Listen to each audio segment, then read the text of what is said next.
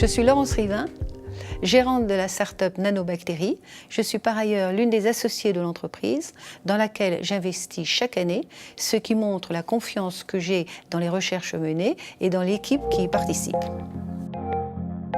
La start-up Nanobactéries a été créée il y a 10 ans, en 2008. Elle est implantée sur le campus de l'Université Paris-Sud, où elle emploie 3 chercheurs permanents qui encadrent les étudiants.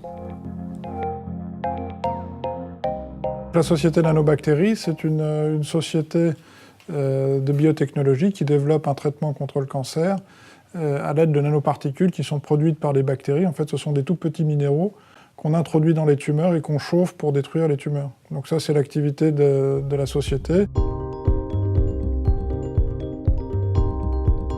Donc, je suis un ancien étudiant de l'université d'Orsay. J'ai fait mon magistère de physique en 92. Et par la suite, donc, ça m'a permis de faire des études en Angleterre, donc à Oxford en physique. Et puis, suite à mon doctorat de physique, j'ai pu faire également de la biologie aux États-Unis, à l'université de Washington. Et puis, j'ai travaillé également à Trinity College à Dublin. Et donc, cette formation pluridisciplinaire, j'ai pu l'acquérir aussi grâce à la formation que j'ai pu avoir à l'université.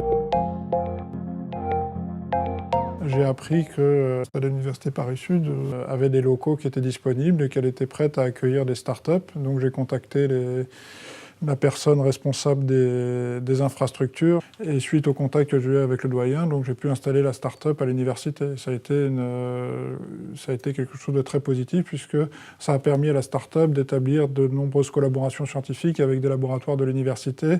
La possibilité également de travailler par exemple avec des médecins à l'hôpital Bicêtre, mais aussi avec des physiciens, avec des chimistes, avec des microbiologistes. Donc il y a tout un panel de disciplines différentes qui sont accessibles. Et la start-up, effectivement, c'est un outil d'intégration professionnelle pour les jeunes, puisque ça permet de former les jeunes. Alors, soit par le biais des TASIF, ça c'est un excellent programme qui permet donc à des étudiants de faire une thèse dans une entreprise, donc d'avoir l'expérience de l'entreprise et en même temps d'être en lien étroit avec un laboratoire académique. Donc ça permet en même temps qu'il y ait une dimension académique dans le travail, mais en même temps qu'il y ait que les jeunes puissent se familiariser avec l'environnement de l'entreprise. Donc ça, c'est un très très bon programme. Et puis, il y a aussi la possibilité pour les jeunes de faire des stages de 6 mois dans les entreprises en fin de Master 2, ce qui leur permet d'avoir une première expérience dans l'entreprise et de voir comment on travaille dans une entreprise et surtout de voir comment le travail dans l'entreprise se focalise sur un objectif précis qui est le développement du produit qui est développé par l'entreprise.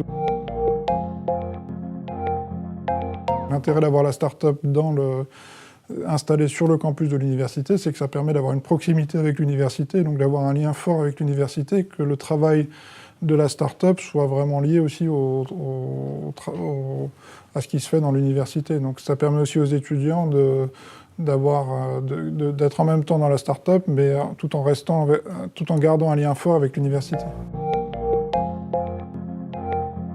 L'installation d'une start-up à l'université, Paris-Sud, c'est surtout adapté pour des sociétés qui sont des sociétés de recherche et qui souhaitent développer une activité de recherche. Donc pour toutes les start-up de recherche, comme nous, on est dans le domaine des biotechnologies, mais ça peut éventuellement être un autre domaine, et pour toutes les sociétés et surtout les petites structures de recherche, l'environnement du campus de l'université est idéal.